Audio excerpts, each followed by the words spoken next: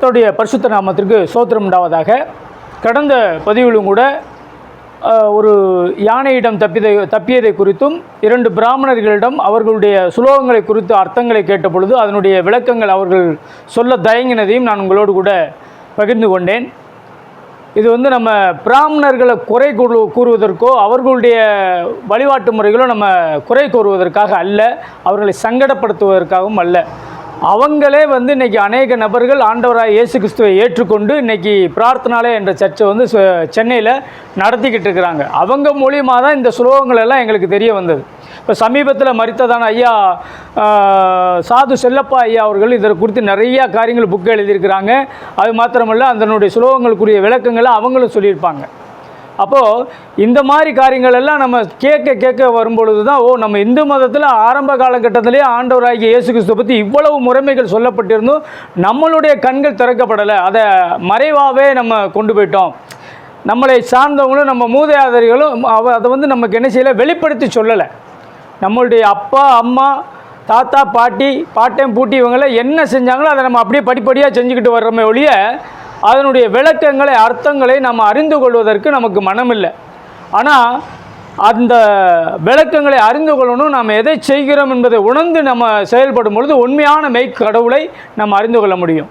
இந்த உண்மையான மெய்க்கடவுள் யார் என்பதைத்தான் நான் இப்போ நம்ம சொல்லிக்கிருக்கிறேன். இப்போது கிமு 300 சித்தர்கள்னு வாழ்ந்தாருங்க. அதாவது 18 சித்தர்கள் சொன்னேன். அதில் மூத்த சித்தர் அகசிய மாமுனிவர், அப்புறம் பாம்பாட்டி சித்தர், அப்புறம் போகர் சித்தர், இப்படி படிப்படியாக ஒவ்வொரு சித்தர்களாக ஒவ்வொரு காலகட்டங்களையும் வந்துக்கிட்டே இருக்கிறாங்க. இப்போ மூத்த சித்தராகிய சித்தர் அகசியர் வாழும் பொழுதே இந்த ரிக்வேதங்கள் எல்லாம் உள்ளே வந்துடுச்சு. இந்த மகாபாரதம் ராமாயணம் இதெல்லாமே வந்துடுது. அப்போ அதை குறித்து அவர் நிறைய காரியங்களில் அவருடைய பாட்டு 30 பாட்டு பாடியிருக்கிறதுல அவர் அதை குறித்து அதுக்கு விளக்கம் சொல்லியிருக்காங்க. அதாவது இந்த பதிவினுடைய கடைசி காரியத்தில் நான் அதை உங்களுக்கு படித்து காட்டேன். இல்லை அப்படின்னா அடுத்த பதிவுகளோடு நான் அதை வெளியிடுகிறேன். இப்போது சித்தர்களுக்கு கடவுள் என்பது மெஞ்ஞானம், மேல் நோக்கி கும்பிட்டு உருவமில்லாத கடவுளைத்தான் அவங்க வணங்குறாங்க. அதனால தான் இன்றைக்கி குற்றாலத்தில் பார்த்திங்கன்னா உள்ள மலைகளுக்குள்ளே இந்த பொதிகை மலைக்கு உள்ளே நிறைய முனிவர்கள் தவம் இருப்பாங்க. அதே மாதிரி பாப்பனாசாரியில் உள்ள அந்த சைடு உள்ள நிறைய காட்டுக்குள்ளெல்லாம் முனிவர்கள் அங்கே தவம் இருக்கிறாங்க. இங்கிட்டு இமாச்சல் பிரதேஷ் இமயமலை எல்லா இடங்கள்லையும் அவங்க தவம் இருக்கிறாங்க. இங்கே தானிப்பாறை, இப்படி பல இடங்களில் அவங்க இப்போ தான் நம்ம சிலைகளை உள்ளே வச்சுருக்க மொழியும் முதல்ல இதெல்லாம் எதுவுமே கிடையாது. ஆனால் அவர்கள் எல்லாம் வானத்தை நோக்கி ஒத்த காலில் நின்று கையை இப்படி உயர்த்தி கும்பிட்டு அவங்களுடைய அந்த பக்தியை வெளிப்படுத்துறதுக்காக கடவுளை நோக்கி விண்ணப்பம் பண்ணிக்கொண்டு அவங்க தியானம் பண்ணிக்கிட்டு தான் இருந்தாங்க. அதுக்கப்புறம் உள்ள இந்த புராண கதைகள் மகாபாரதம் ராமாயணம் இவைகளெல்லாம் நான் மக்களை நல்வழிப்படுத்துறதுக்காக இவங்க வால்மீகி கம்பர் இவங்கெல்லாம் எழுதுனது அதற்கு உருவங்கள் கொடுக்கப்பட்டு அதாவது பாதி உண்மை பாதி பொய் எல்லாமே கலந்ததாக இருக்கும். கவிஞர்கள் புலவர்ன்றது அப்படியே சொல்ல மாட்டாங்க. இப்போ மானை போல கால்களை உடையவளே அப்படின்னு சொல்லி ஒரு பெண்ணை சொன்னோம். மான் மாதிரி குச்சி மாதிரி கால் வச்சுட்டு ஒரு பெண்ணு வந்ததுன்னா நீங்கள் ஏற்றுக்குவீங்களா? மீனை போல் கண்களை உடனே மீன் வாழ் மாதிரி கண்ணி நீட்டிக்கிட்டு இப்படி டப்பு டப்புன்னு அடிச்சுக்கிட்டு இருந்தால் நீங்கள் ஏற்றுக்குருவீங்களா? அப்படியெல்லாம் ஏற்றுக்கிற முடியாது. ஆனால் ஒரு பெண்ணை அழகாக உருவாக்கும்படியாக புலவர் பெண்ணை வர்ணித்து சொல்லுகிறதற்கும் இயற்கைகளை வர்ணித்து சொல்லுகிறதற்கும் மற்ற அரசர்களை புகழ்ந்து சொல்லுகிறதற்கும் இந்த மாதிரி நிறையா காரியங்களுக்காக அவங்க பொய்யான காரியங்களை உண்மை போல் அவங்க வர்ணித்து சொல்லுவாங்க. இப்படித்தான் சில இடங்கள்லாம் உருவாயிருக்கு. அதனால் சிலது நன்மைக்கு சிலதுக்கு அது தவறாக வழி நடத்தி விடும். நம்ம அதுக்கு தேவையில்லை. ஆனால் சித்தர் புராணம், சித்தர் சிவவாக்கியம் இவையெல்லாம் அவங்க உண்மையை மாத்திரமே எழுதி வச்சிருக்கிறாங்க. சிவபுராணத்தில் 520வது பாடலில் அவங்க என்ன கடவுளை பற்றி பாடியிருக்கிறாங்கன்னு பாருங்கள். நட்டகல்லை தெய்வம் என்று 4 புட்டம் சாத்தியே சுற்றி மொணமொணன்று சொல்லும் மந்திரமேதடா நட்ட கல்லும் பேசுமோ நாதனுள் இருக்கையில் சுட்ட சட்டி சட்டுவம் கரிச்சுவை அறியுமோ. எப்படின்னா நட்டக்கல்ல தெய்வம்னு 4 புஷ்பம் போடுறாங்களாமா. புஷ்பத்தை போட்டு ஒரு நட்ட கல்லை அவங்க தெய்வமாக எண்ணி செய்யும் பொழுது சுற்றி முணுமுணுன்னு மந்திரம் சொல்லி சொன்ன காரியங்களை மந்திரமே கிடையாது, மந்திரமே தேவையில்லையே அப்படின்றத கொடுத்து அவளை சொல்கிறாரு. நட்ட கல்லும் பேசுமோ நாதன் உள்ளிருக்கையில். கல் பேசாது, கல்லுக்குள்ளே கடவுள் இல்லை, உங்களுக்குள்ளே தான் கடவுள் இருக்கிறார்ன்றது அதை சிவபுராணத்தில் பாடியிருக்கு.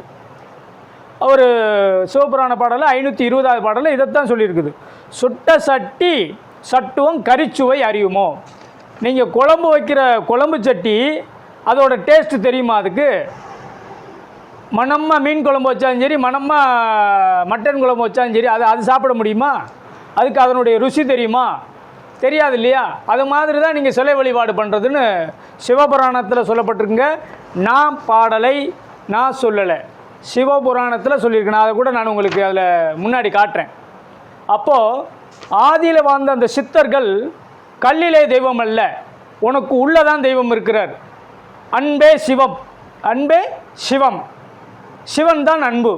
அப்போ சிவன் சொல்கிறதுனா அதுக்கு தனியாக ஒரு ட்ரெஸ்ஸு போட்டு பாதி ஆண் பாதி பெண்ணு அதெல்லாம் நம்மளாக உருவச்சிக்கிட்டு அதுக்கப்புறம் எப்படி வந்ததுன்றதை நான் அதில் சொல்கிறேன். ஆனால் சிவன் என்பதற்கு அர்த்தமே அன்பு என்பது அர்த்தம். யாருக்குள்ளெல்லாம் அன்பு இருக்குதோ அவங்க தான் கடவுள்.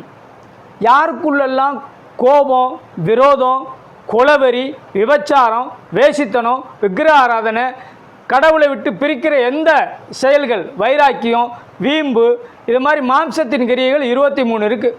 இதை மாதிரி காரியங்கள் எல்லாம் யார்கிட்ட இருக்குதோ அவங்கெல்லாம் யார்? அவங்களுக்குள்ளே பிசாசு இருக்குதுன்னு அர்த்தம். அவங்களுக்குள்ளே என்ன இருக்குது? பிசாசு இருந்து ஆட்டி படைக்குதுன்னு அர்த்தம். அப்போ ஒரு மனுஷனுக்குள்ள அன்பு இருந்தால் அவன் கடவுள். உன்னிடத்தில் அன்பு கூறுவது போல பிறனிடத்திலும் அன்பு கூறுந்து ஆண்டவர் சொல்லியிருக்கிறார். இப்போ நான் என்னிடத்தில் அன்பு கூறுவது போல் பிறனிடத்தில் நம்ம என்ன செய்யணும்? அன்பு கூறணும். இப்போ யாருக்குள்ளெல்லாம் அன்பு இருக்கோ அவன் தான் சிவன். அப்போ சிவமே அன்புன்னு அவரே சொல்லியிருக்கிறாங்க. ஆதியில் வாழ்ந்த சித்தர்கள் நமக்கு உள்ளதான் கடவுள் இருக்கிறார். நம் இருதயத்துக்குள்ளாக தான் கடவுள் வாழ்கிறார். நமக்கு உள்ளாக இருந்து தான் அன்பு மூலிமா ஆண்டவரை வெளிப்படுத்த முடியும், கடவுளை வெளிப்படுத்த முடியும். இதைத்தான் அந்த சிவபுராணத்தில் சொல்லப்பட்டிருக்குது. அப்போது மனிதனுக்கு உள்ளாக இருந்து தான் அந்த ஜீவ ஊற்று பெறப்பட்டு வரணும். மனிதனுக்குள்ளாக தான் அன்பு பெருக்கெடுத்து வரணும். ஒரு கல்லையும் மண்ணையும் வணங்கும் பொழுது அதிலிருந்து நீங்கள் எதிர்பார்த்து செய்ய முடியாது. உண்மையான கடவுள் யாருக்குள்ளே இருக்காங்கன்னா மனிதர்களுக்கு உள்ளதாக இருக்கிறார். நீங்கள் மனிதர்களுக்கு உள்ள கடவுள் வாழ்ந்தால் உங்களுடைய வாழ்க்கையே சிறப்பாக இருக்கும். அதாவது அன்பு, சமாதானம், சந்தோஷம் இதெல்லாம் எல்லாமே நிறைந்திருக்கும். ஆனால் உள்ளுக்குள்ளே பிசாசு குடியிருந்தால் விபச்சாரம், வேசித்தனம், கோபம், மூர்க்கம், கொலவெறி, பக்தி, வைராக்கியம், மதம், யானைக்கு மதம் பிடித்தாலும் மனிதனை கொள்ளும், மனுஷனுக்கு மதம் பிடித்தாலும் மனுஷனை கொள்ளுவான். இது எல்லாம் கடவுள் பக்தின்ற பேரில் செய்கிற தவறுகள். அது இந்துவாக இருந்தாலும் சரி, கிறிஸ்தவர்களாக இருந்தாலும் சரி, முஸ்லீமாக இருந்தாலும் சரி, இங்கே கடவுள் வழிபாட்டில் மத வழிபாடாக வரக்கூடாது. மெய்க்கடவுள் யார் என்பதை நிதானித்து அறிந்து அவர்களை தான் நம்ம வழிபடணும். அந்த கடவுள் நமக்கு உள்ளாக தான் இருக்கிறன்றதை ஒவ்வொருவர் உணர்ந்து கொள்ளணும் தான் எல்லா மதங்களும் சொல்லியிருக்கிறாங்க. நம்ம பொய்யான காரியங்களுக்கும் பொய்யான செயல்பாடுகளுக்கும் இன்றைக்கி முக்கியத்துவம் கொடுத்துட்டு மதத்தை முன்னாடி நிறுத்தி மனித நேயத்தை விட்டு ஓஞ்சி போயிட்டோம். மனித நேயத்தை விட்டு சண்டை போட்டு ஒருத்தனுக்கு ஒருத்தன் ஓ மதம் பெருசு ஏ மதம் பெருசுன்னு சொல்லி என்ன செஞ்சுக்கிருக்கிறோம்? சண்டை போட்டுக்கிருக்கிறோம். அப்படிப்பட்ட ஒரு மதமே தேவையில்லை. அது எந்த மதமாக இருந்தாலும் தேவையில்லை.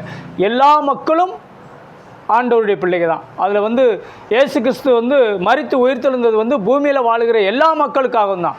அது இந்து மக்களுக்காக, யூத மக்களுக்காக, கிறிஸ்தவ மக்களுக்காகன்னு தனிப்பட்டு எந்த விதத்தில் என்ன செய்யலை. அவர் மரித்து உயிர்த்தெழலை.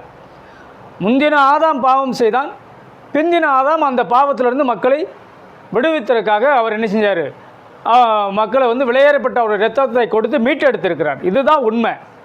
இன்னொரு சிவ வாக்கியம் பாடல் என்ன சொல்லியிருக்குன்னா, கோயிலாவது ஏதடா குளங்களாவது ஏதடா, கோயிலும் குளங்களும் கும்பிடும் குலாமரே, கோயிலும் மனத்துலே குளங்களும் மனத்திலே, ஆவதும் அழிவதும் இல்லை இல்லை இல்லையே.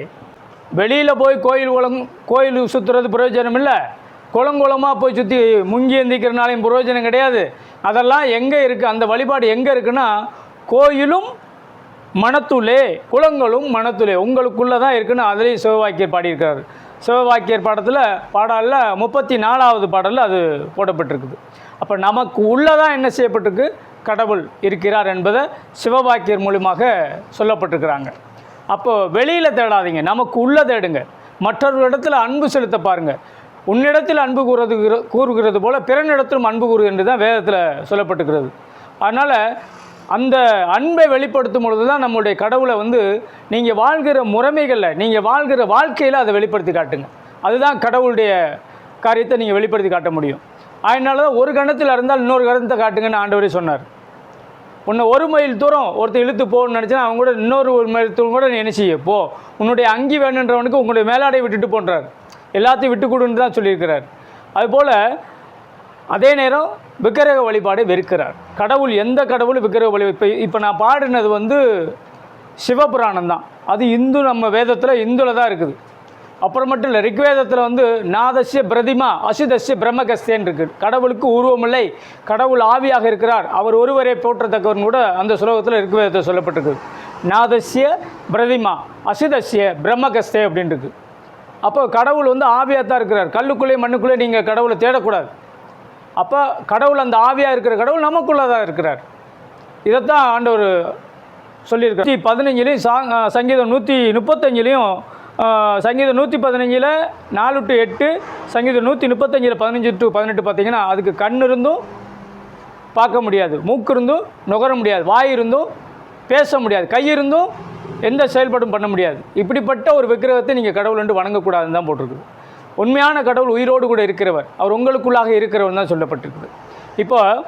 அப்போ அப்படி இருக்கும்போது ஏசாயா 44வது அதிகாரத்தில் கூட தீர்க்கதரிசி மூலமாக சொல்லியிருக்கிறாரு, ஒரு மரத்திலேயே தான் விக்கிரகமும் செய்கிறாங்க, அந்த மரத்திலேயே தான் சமையலும் செய்கிறாங்க, அந்த மரத்திலேயே தான் மற்றதையும் செய்துட்டு அதிலே சமைத்து பண்ணிட்டு அதை சாப்பிட்டுட்டு இதுதான் என்னை காப்பாற்றுதுன்னு சொன்னால் அதை எப்படி ஏற்றுக்கொள்ள முடியும் அப்படின்னு கடவுளே சொல்லுகிறார்.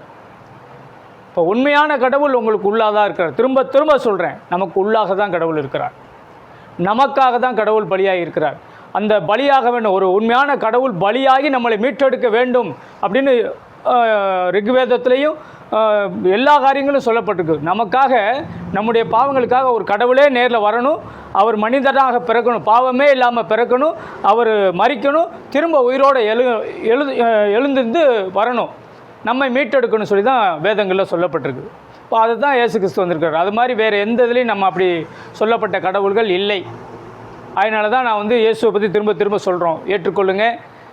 காலம் மிக சமீபம், வருகை மிக சமீபம், கர்த்தருடைய கோபமும் மிக சமீபம், அதற்குள்ளாக மனம் திரும்புங்கள், பரலோக ராஜ்யம் சமீபத்தில் இருக்கிறது. அது மாத்திரமல்ல, அடுத்த பதிவில் இந்த 18 சித்தரில் மூத்த சித்தராகிய அவர் ரிக்வேதத்தில் உள்ள இந்த 30 பாடல்களில் உள்ள சில காரியங்களை குறித்து என்ன சொல்லியிருக்கான்றதை நான் உங்களுக்கு அறிவிக்கிறேன். கர்த்தர் தாமே உங்களை ஆசீர்வதிப்பாராக, பாதுகாப்பாராக. ஆமென்.